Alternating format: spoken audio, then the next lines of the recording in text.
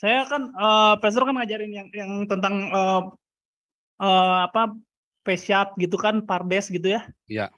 Nah, ada beberapa hal di dalam, Alkitab itu kan mengandung, kebudayaan Yahudi ya. Karena kan memang, dasarnya kan dari ada unsur kebudayaan Yahudi. Salah satunya contohnya adalah, ini, di Roma 12 ayat 20 itu yang, "Bila seterumu lapar itu beri dia makan."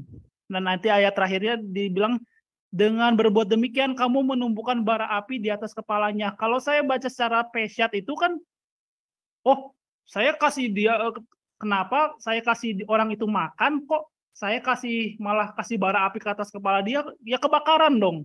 Kalau itu kan pengertian saya, Mhm. ya kan. Pengertian saya kan sampai di situ, saya bukan orang Yahudi, tidak tahu budaya Yahudi bahwa memberikan bara api itu bahwa sesuatu yang baik waktu itu.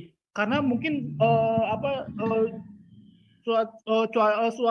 cuaca dingin begitu kan. Kalau saya orang Indonesia nggak pernah mengerti soal begitu, Pastor. Mhm. Nah, gimana kalau ternyata memang ada banyak hal di dalam Alkitab, ada beberapa hal juga yang memang ada yang ternyata ada dari Targum gitu ya, yang Yanes Yambres gitu kan kita nggak pernah tahu gitu loh.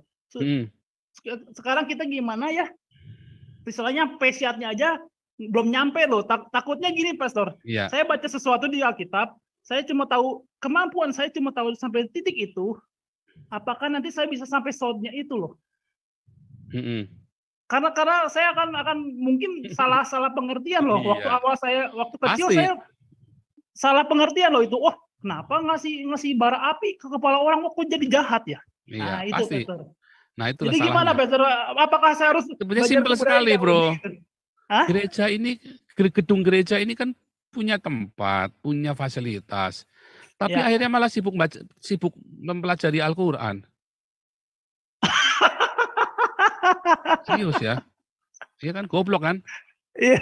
Bukannya jemaahnya diajari, ini loh Targum, ini Talmud, inilah budaya Yahudi, diajari yang benar. Diajari ini loh Nah, bahasa itu saya nggak pernah Ibrani. dapat, Pastor. Aduh, Iya, ini bahasa Ibrani, ini bahasa Yunani. Cuman di grup ini saja Anda semua diajarin seperti itu, aduh, saya ikut kelas ya Pastor, kan? ampun itu benar saya banyak kebuka loh, bener. Heeh. Terus yang kedua, ini nggak kalah. Gerejanya memang nggak ngajarin Quran, tapi ngajari bapak gereja terus. Diajarinya bapak gereja yang bapak gerejanya aja nggak bisa bahasa Ibrani. Seperti Athanasius, kan nggak bisa bahasa Ibrani. Bapak gereja terus dibahas. Malah Stephen Tong ultimatum, bukti bahwa Anda mengikuti ajaran yang benar adalah semua tafsiran Anda harus sesuai dengan bapak gereja. Nah, ini di sinilah saya berkata, gundulmu peang. Bapak gerejanya aja nggak ngerti bahasa Ibrani kok. Nah, itu masalahnya. Apakah benar kita harus sesuai dengan Bapak Gereja? Salah, Bapak Gereja itu hanya batu rujukan. Tapi Anda harus kembali, makanya lebih baik Anda baca, lebih menguasai Targum dan Talmud daripada Bapak Gereja. Belajar dari Talmud supaya kita tahu pola pikirnya. Karena pola pikirnya itu sudah benar. Salahnya orang Yahudi di mana? 1 Korintus 1 tadi. Karena dia pakai hikmat manusia. Dia tidak punya agape. Coba orang Yahudi tak begitu yang punya agape. Ya, dia akan mengalami rema. Makanya jadilah gerakan mesianik. Ya. Dan banyak orang Yahudi yang jadi Kristen karena dia punya rema. Orang Yahudi terkenal pelit loh ya. Hmm. Kikir loh. Makanya tadi ya katanya Paulus bilang seperti menumpuk bara api di kepalanya itu. Karena betapa kikirnya orang-orang Yahudi. Saya Iya yakin kan? pendeta-pendeta juga banyak yang nggak tahu tuh tentang bara api itu. Nggak ngerti. Ya kan? Karena betapa kikirnya orang-orang ini. Kayak tadi Ibu Lianti tadi ya, suaminya udah bikin salah begitu rupa. Bisa nggak tinggal bodoh amat? Bisa. Tapi malah dibayarin asuransinya. Sampai, itu habis berapa tuh ya? Itulah agape. Itu bukan cinta nafsu tadi ya. Tadi Ibu Lianti Hmm. sama suaminya tadi itu cerita tadi itu bukan nafsu itu. Itu adalah agape. Itulah agape. Sekalipun suamimu menyelingkuhimu dengan luar biasa. Tapi kamu tetap melayani dia.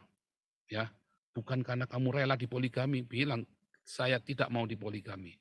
Tetapi kalau memang brengsek begitu suaminya, tetap tunjukkan, aku akan menabur bara api di atas kepalamu.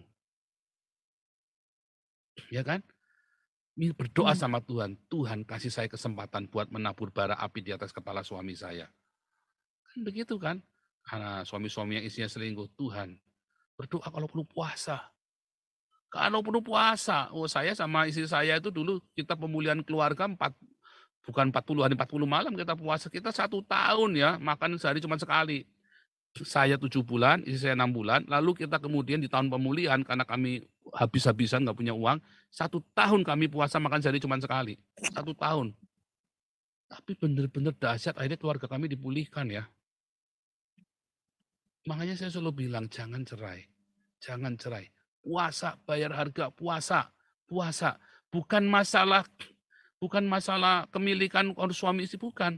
Tetapi kamu akan melihat Yesus di dalam itu, di dalam prosesnya ini. Nah itu yang orang nggak mau, nggak sabar. Ya udah susah. Bagaimana mau mengenal Yesus? Ya banyak orang berdiakonia dengan rajin. Banyak orang mau, tetapi begitu udah dihajar ya dengan masalah keluarga, mundur dia, nggak tahan, nggak tahan. Iya memang sakit, saya tahu sakit. Wah saya tahu sakitnya seperti apa. Saya ngerasakan perihnya seperti apa. Ya, istri saya tahu persis yang namanya suami istri berantem ya. Sakitnya seperti apa, saya tahu seperti apa. Kita semua ngerti. Tetapi ada yang lebih berharga. Makanya kita puasa. Makanya puasa suami istri ya yang lagi dihajar sama Tuhan. Ya, dalam tanda kutip ya, karena diajar itu bukan Tuhan ngajar Anda, tadi kan sudah kasih pengertian tadi. Daras ya, tadi sudah kasih tahu. Begitu ya, Pak Wenfang ya. Oke, Pastor. Thank Saya you, Pastor. berdoa supaya Anda semua yang mendengar ini mau ya menaruh bara api di atas kepala musuhmu. Wah, itu jackpot itu.